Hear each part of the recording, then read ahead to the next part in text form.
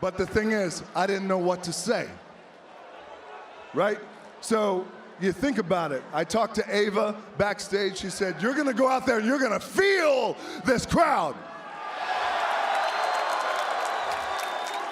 Let this crowd inform you, and you're going to know what to say. So here's the thing. I love you back, and I appreciate that. But I want to tell you something that's very important. The main thing I want to do is to come out here, and I want to tell you thank you. And I'll tell you why. Because going to the Intuit Dome last night, Raw, Netflix, that's the sexy ticket. That's a ticket, right? Like, hey, go. You'll see celebrities. You'll see all the stars of the WWE. You'll see stars, celebrities, you'll see them all. That's the one that you have to go to.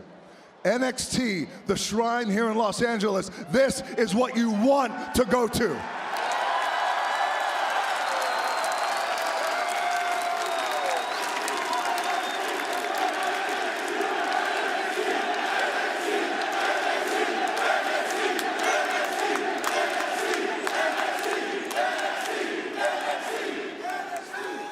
Let me tell you something. I got chills. Chills can't stop. You have to go to that show, but you want to come to this show. Okay? It's easy to go to the place that has all the stars. And it's not easy to go to the place. You right, they got stars here. And that's what I want to tell you. I need to let you know that every single one of you, how important you are, how critical you are to this whole thing, okay? Because here's the thing. Those guys back there, those girls and guys who are working their ass off, they come out here in 3 years, who knows, they could be the main event at WrestleMania.